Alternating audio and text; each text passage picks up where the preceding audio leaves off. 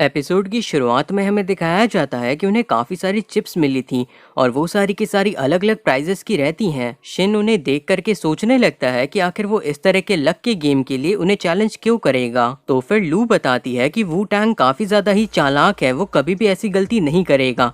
जरूर उसके पास कोई ना कोई प्लान होगा क्योंकि वो काफी समझदार है। वू टैंग ये सारी बातें सुन करके कहने लगता है कि लक तुम जैसे असैसिन के लिए होगा, क्योंकि ये माफिया का तरीका है। माफिया कभी भी चांस नहीं लेते। जिसके बाद वो अपने पत्तों को दिखाता है और उसके पास काफी बड़े पत्ते रहते हैं, जिससे वो आसानी से प्राइज जीत जाता है। शिन को उसकी बातों से और साथ ही साथ उसके जीतने से गुस्सा आ गई थी। लू भी ये सारी चीजें देख करके कहने लगती है कि उन्हें इस तरह के चैलेंज को कभी एक्सेप्ट ही नहीं करना चाहिए था, क्योंकि वो लोग नहीं जीत सकते। तभी साकामोटो कहने लगते हैं कि लक भी असैसिन्स के काम का नहीं है, क्योंकि सबसे पहले वही असैसिन मरते हैं जो कि लक के ऊपर डिपेंड करते हैं। वू टैंग ये सारी बातें सुन के कहने लगता है कि वो लोग गेम खत्म होने के बाद ये सब देखेंगे, क्योंकि वो लू की सेफ्टी के लिए कैसे भी करके उसे वापस लेकर के ही जाएगा। और इसी के साथ उनके बीच का कंपटीशन शुरू हो जाता है। शिन वहाँ पे खड़ा होकर के सोच रहा था कि आखिर उसे किस तरह के गेम को खेलना चाहिए। उसे तो यहाँ के रूल्स भी नहीं पता, लेकिन फिर वो पोकर खेलने का डिसाइड करता है और वो रूल्स खेलते हुए ही पता कर लेगा। लू को देख करके वहाँ पे बैठा हुआ टकला इंसान सोचने लगता है कि वो लोग इस न्यूबी का फायदा उठाएंगे और सारे के सारे चिप्स को जीत लेंगे। शिन उनके मन को पढ़ करके काफी गुस्सा हो जाता है और जो इंसान पत्ते बांट रहा था वो भी शिन को देख करके सोचने लगता है कि वो यहाँ पे सिर्फ और सिर्फ हारने के लिए आया है। जिसके बाद गेम शुरू हो जाता है और शिन अपने पत्तों को देख करके सोचने लगता है कि आखिर उसे करना क्या है। तभी वहाँ पे लू आ जाती है और शिन को खेलता देख करके पूछने लगती है कि क्या उसे पता है कि गेम को कैसे खेलते हैं। शिन ये सुन करके कहने लगता है कि बिना खेले उसे कैसे पता चलेगा। तो फिर लू कहने लगती है कि वो यहाँ पे सिर्फ हारने के लिए आया है और वो काफी बड़ा बेवकूफ है। ये सारी बातें सुन करके बाकी के प्लेयर काफी ज्यादा खुश होने लगते हैं। तभी शिन के पत्ते गिर जाते हैं और वो काफी अच्छे रहते हैं, लेकिन शिन को देख करके वो सोचने लगता है कि वो उसे गैस लाइट कर देगा और उससे बेवकूफ़ी करा लेगा ताकि वो जीत सके। वो सभी प्लेयर्स काफी ज्यादा ही कॉन्फिडेंट थे कि वो लोग यहाँ पे चीजों को संभाल सकते हैं, लेकिन शिन ने उनके दिमाग को पढ़ रखा था और वो एक ही बार में सारे के सारे चिप्स को दांव पे लगा देता है। वो सभी ये देख करके काफी ज्यादा घबरा जाते हैं और शिन वहाँ पे सारे के सारे चिप्स को जीत लेता है। वो सभी इन सारी चीजों से काफी गुस्सा थे, लेकिन वो कुछ कर नहीं सकते थे। फिर हमें दिखाया जाता है एक रूलेट को, जहाँ पे काफी सारे लोग खेल रहे थे। साकामोटो भी ये देख करके सोचने लगते हैं खेलने के बारे में और वो एक साथ सारे के सारे चिप्स को दांव पे लगा देते हैं सिवाय एक के। ये सारी चीजें देख करके सभी को लग रहा था कि साकामोटो हारने वाले हैं और जैसे ही बॉल रुकने वाली थी एक नंबर के पास, साकामोटो उसे काफी ज्यादा ही ध्यान से देखने लगते हैं और सही टाइम आते ही वो अपने हाथ से उसी पीस को फेंकते हैं, जो कि जाकर के वहाँ पे घूमने वाली चीज से टकराता है और बॉल को उसी नंबर में भेज देता है जिसे साकामोटो ने चुना था। सभी लोग ये देख करके हैरान हो जाते हैं कि साकामोटो पहली बार में ही जीत गए। वू टैंग बैठ करके एक गेम को खेल रहा था। तभी वहाँ पे उसका असिस्टेंट आता है और उसे बताता है कि साकामोटो की टीम भी काफी ज्यादा गेम्स को जीत रही है। वू टैंग ये सुन के कहने लगता है कि उसे ज्यादा चिंता करने की जरूरत नहीं है, क्योंकि वो भी यहाँ पे काफी सारे गेम्स को जीता है और वो हारने नहीं वाला। वो गेम्स को जीतने के लिए सारे के सारे कार्ड्स को याद रखता था कि आखिर वो कहाँ कहाँ पे हैं और प्रेडिक्शंस करता था। वो इसी चीज़ का इस्तेमाल करता है सरवाइव करने के लिए और इसी काबिलियत की वजह से ही वो माफिया के अंदर आ पाया था। जिसके बाद वो याद करने लगता है कि किस तरीके से बचपन में उसे काफी सारे लोग बुली करते थे, क्योंकि वो कमजोर था और माफिया को ज्वाइन करना चाहता था।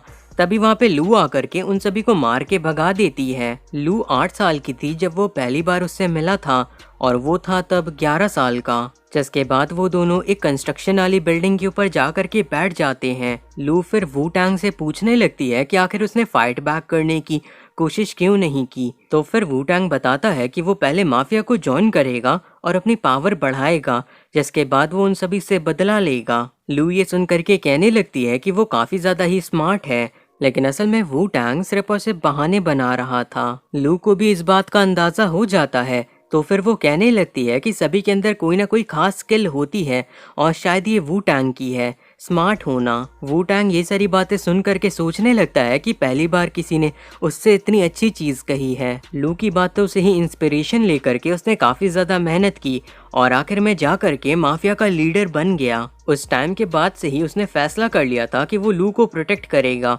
और इसीलिए वो यहाँ पे इतनी ज़्यादा मेहनत कर रहा है। जिसके बाद दोनों टीम अपने अपने पॉइंट को काउंट करती है और वो बराबर रहते हैं, जिससे एक ड्रॉ हो जाता है। वहाँ पे सभी लोग वू टैंग से कह रहे थे कि वो लोग यहाँ पे उन्हें मार करके सब खत्म कर सकते हैं, लेकिन वू टैंग कहता है कि वो लोग एक आखिरी गेम खेलेंगे। शिन कहने लगता है कि उसे अभी तक कोई भी रूल समझ में नहीं आया, तो फिर वू टैंग कहने लगता है कि उन्हें जो भी गेम पता हो वो लोग उसी को खेलेंगे। और लू को एक गेम पता था, जिसके बाद वो लोग डिसाइड कर लेते हैं उसी गेम को खेलने का।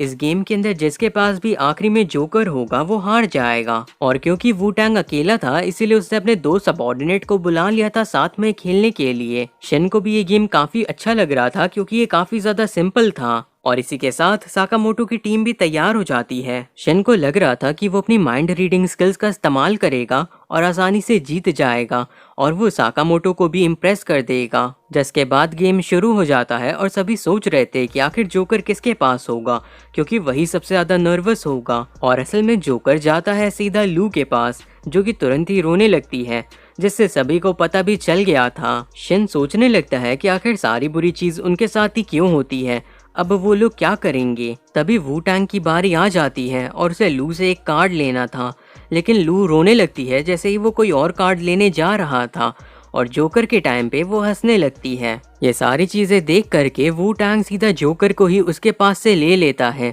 जिससे वो काफी ज्यादा खुश हो जाती है। वू टैंग ये सारी चीजें देख करके हंसने लगता है और सोचता है कि उसने लू को बचा लिया, लेकिन बाकी सबको ये काफी ज्यादा ही अजीब लग रहा था। वू टैंग फिर शिन से कहता है एक कार्ड लेने के लिए। शिन को लग रहा था कि वो माइंड रीड करके काफी आसानी से कोई अच्छा कार्ड ले लेगा, लेकिन तभी वू टैंग कहने लगता है कि क्या तुम्हें लगता है ये इतना आसान होगा? तुम्हारे पास माइंड रीडिंग की स्किल है ना, तो चलो देखते हैं कि तुम कितनी गहराई तक किसी के दिमाग को पढ़ सकते हो। शिन को भी नहीं पता रहता, जिसकी वजह से वो काफी ज्यादा नर्वस हो जाता है। वो जैसे ही किसी कार्ड को लेने जा रहा था, वैसे ही वू टैंग काफी सारी चीजों के बारे में एक साथ ही सोचने लगता है, जिसमें मैथ की प्रॉब्लम और काफ़ी सारी पोएम वगैरह थी, जिससे शिन के दिमाग के अंदर बहुत सारी इंफॉर्मेशन एक ही साथ आ जाती है। शिन इतनी सारी इंफॉर्मेशन को झेल नहीं पाता और वहीं पे गिर जाता है। वू टैंग कहने लगता है कि उसे पता था कि वो सिर्फ दिमाग में चल रही चीज़ों को ही पढ़ सकता है। शिन की ऐसी हालत देख करके लू को भी चिंता होने लगती है, लेकिन वो सारे लोग अपने गेम को कंटिन्यू करते हैं। और जब साकामोटो को एक कार्ड लेना था, तो फिर वो काफ़ी ज़्यादा दिमाग लगाने के बाद एक झटके में एक कार्ड को ले लेते हैं और तुरंत ही वापस भी रख देते हैं। देख करके वो इतने तेज रहते हैं कि सामने वाले को पता भी नहीं चलता, लेकिन लू को अंदाजा हो गया था और वो ये देख करके काफी ज्यादा ही इम्प्रेस हो जाती है। लेकिन वू टैंग ने भी इसे नोटिस किया था, जिसके बाद वो साकामोटो को चीटिंग न करने की वार्निंग दे देता है। गेम अपने आखिरी के स्टेज तक आ गया था और अब बस साकामोटो और वू टैंग ही बचे थे। और असल में जोकर साकामोटो के पास था, जिसके बारे में वू टैंग को भी पता था। फिर वो अपनी समझदारी के साथ अपने हाथ को आगे बढ़ाता है। वो पहले जोकर के ऊपर हाथ रखता है, क्योंकि उसे पता था कि वो जोकर है। जिसके बाद वो दूसरे कार्ड को लेने लगता है, लेकिन साकामोटो ने कार्ड को इतनी जोर से पकड़ा था कि वो उसे खींच ही नहीं पाता, पूरी ताकत लगाने के बाद भी। और उसी मौके का इस्तेमाल करके साकामोटो कार्ड को बदल देते हैं और वू टैंग के पास जोकर चला जाता है, जिसका मतलब है कि वो हार गया। लेकिन तभी माफिया के बाकी के लोग सारे लोगों के ऊपर अपनी बंदूक को तान देते हैं। वू टैंग उन लोगों से रुकने के लिए कहता है, लेकिन वो उसकी बात को नहीं सुनते और उसके सर पे भी बंदूक रख देते हैं। उसका असिस्टेंट कहने लगता है कि वो लोग माफिया के लोग हैं, उन्हें सिर्फ मारना आता है, वो यहाँ पे उसके बेकार के गेम्स नहीं खेलने वाले। लू को चिंता होने लगती है कि आखिर आगे क्या होने वाला है। ये सारी चीजें देख करके वू टैंग भी सोचने लगता है कि ये बिल्कुल पहले की तरह है और वो वापस से लाचार है। मेरी वो सारी की सारी मेहनत पूरी तरीके से बेकार थी। वू टैंग फिर सोचने लगता है कि इस तरीके से माफिया के अंदर रिवॉल्ट होना और लीडर का मरना काफी ज्यादा आम सी बात है। लेकिन तभी साकामोटो कहने लगते हैं कि क्या वू टैंग इसी तरीके से बैठा रहेगा, क्या वो लू को इम्प्रेस नहीं करना चाहता? और यही सबसे अच्छा मौका है लू को बचाने का और उसे इम्प्रेस करने का। वू टैंग भी पुरानी चीजों को याद करके फैसला कर लेता है। वू टैंग फिर कहने लगता है कि उसे उनके प्लान के बारे में पता था और इसीलिए उसने गन्स के अंदर बॉम्ब लगा दिया है, जो कि ट्रिगर के दबने के साथ ही फट जाएगा और वो सभी मर जाएंगे। सारे के सारे लोग थोड़ा सा घबरा जाते हैं। वू टैंग फिर साकामोटो की ओर देखता है और कहता है कि वो बाकी की चीजें उनके ऊपर ही छोड़ देगा, जिसके बाद बाकी सभी लड़ना चालू कर देते हैं और काफी आसानी से माफिया के लोगों को मार देते हैं। साकामोटो कार्ड्स को लेते हैं और उन्हें सामने खड़े गार्ड्स की ओर फेंक देते हैं, जिससे उनके सारे के सारे कपड़े ही फट जाते हैं। और उसके बाद वो पिंग पोंग बॉल्स को उठा करके उन्हें भी फेंकते हैं, जो कि लड़ लड़ के सारे लोगों को गिरा देती है। तभी वहाँ पे गोलियां चलती हैं और सारे के सारे लोग रुक जाते हैं। वू टैंग बताता है कि उसने झूठ कहा था चीजों को मैनिपुलेट करने के लिए। वू टैंग फिर साकामोटो से कहता है कि वो सच में काफी ज्यादा ताकतवर है और लू उनके साथ ही सेफ है। फिर वो लू की ओर देखता है और वहाँ से जाने लगता है, लेकिन तभी साकामोटो उसे रोकते हैं। जिसके बाद हमें साकामोटो स्टोर को दिखाया जाता है। साकामोटो अंदर बैठ करके एक न्यूज़पेपर को पढ़ रहे थे और इस बार स्टोर के अंदर वू टैंग भी था। वो काफी ज्यादा शर्मा रहा था क्योंकि वो माफिया से सीधा एक स्टोर के क्लर्क के तौर पे यहाँ पे आ गया। लेकिन शिन उससे कहने लगता है कि उसे ज्यादा घबराने की जरूरत नहीं है। वू टैंग कहने लगता है कि साकामोटो को बाउंटी के बारे में जानना था ना। असल में उनकी बाउंटी जिसने भी दी है उसने काफी सारे मर्डर्स भी किए हैं और वहाँ पे क्रॉस बनाया है और उस आदमी का नाम स्लर है, लेकिन उसकी पूरी इंफॉर्मेशन उसके पास भी नहीं है। वू टैंग की बातों को सुन के सभी थोड़ा डिसअपॉइंट होते हैं क्योंकि उन्हें सिर्फ नाम पता चला। वू टैंग फिर बताता है कि असल में उसके पास और भी इंफॉर्मेशन है। उसने हाल ही में एक जेल के अंदर घुस करके काफी सारे लोगों को मारा है। शिन ये सुन करके कहने लगता है कि आखिर इसमें खास क्या है। तो फिर वू टैंग बताता है कि असल में जो लोग मरे हैं वो लोग वहाँ पे कैदी थे और उनके मरने का तरीका बिल्कुल वैसा ही था जैसे वो खुद बाहर रहने पे मर्डर किया करते थे। किसी की बॉडी के अंदर छेद किए गए थे, तो किसी की गर्दन कटी हुई थी और किसी के ऑर्गन्स बाहर थे और आखिरी में बॉडी को मसल करके किसी ने एक गेंद को बना दिया था। शिन ये सुन करके समझ जाता है कि असल में वहाँ से कैदी भागे हैं और उन्होंने किसी और को वहाँ पे मारा है। वू टैंग बताता है कि हाँ, ये बहुत ही ज्यादा खतरनाक होने वाला है और हो सकता है कि आगे चल के उन्हें उनका सामना करना पड़े क्योंकि वो लोग साकामोटो के आसपास हैं। साकामोटो फिर स्लर के बारे में सोचने लगते हैं। तभी हमें एक एयरपोर्ट को दिखाया जाता है जहाँ पे 4 लोग बैठे हुए थे। सभी को लग रहा था कि वो यहाँ पे फॉरेनर हैं। फिर हमें उन्हीं चारों को दिखाया जाता है।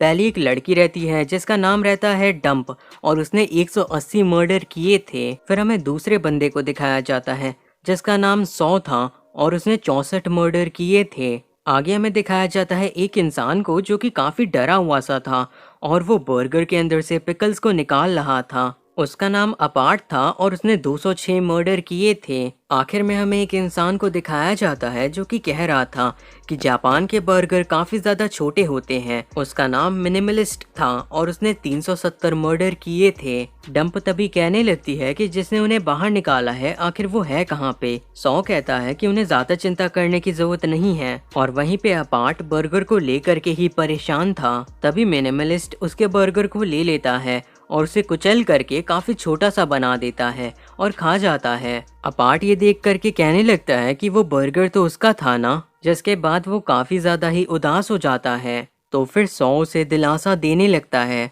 तभी वहाँ पे काशिमा आ जाता है। फिर वो उन्हें एक लिस्ट देता है जिसके अंदर JAA और साकामोटो के नाम लिखे हुए थे। उन्हें असल में इन्हीं सारे लोगों को मारना होगा। सभी उस लिस्ट को देखने लगते हैं और अपार्ट को लग रहा था कि ये सारे लोग काफी ज्यादा ताकतवर हैं और वो इनके हाथों मर सकता है। डंप को लग रहा था कि ये सारे लोग उतने भी ज्यादा कुछ खास नहीं हैं। तभी 100 कहने लगता है कि क्या वो उन्हें अंडर एस्टिमेट कर रहा है। यहाँ पे साकामोटो नाम का ये पिग कौन है जो कि इतना ज्यादा मोटा है। काशिमा ये सुन करके कहता है कि उन्हें इन्हें हल्के में नहीं लेना चाहिए, नहीं तो वो लोग मारे जाएंगे। मिनिमलिस्ट ये सुन करके कहता है कि वो लोग देखेंगे। फिर वो कहता है कि वो चाहेगा कि वो उसके लिए एक दूसरी लिस्ट भी तैयार रखे क्योंकि वो काफी जल्दी ही इस मिशन को कंप्लीट करके आ जाएंगे। काशिमा को भी ये सारे लोग कुछ खास पसंद नहीं आए थे, लेकिन वो कुछ भी नहीं कर सकता क्योंकि वो फेल हो गया था और ये मास्टर के ऑर्डर्स हैं। उनके एयरपोर्ट तक पहुंच जाने के बाद वू टांग को भी पता चल गई थी,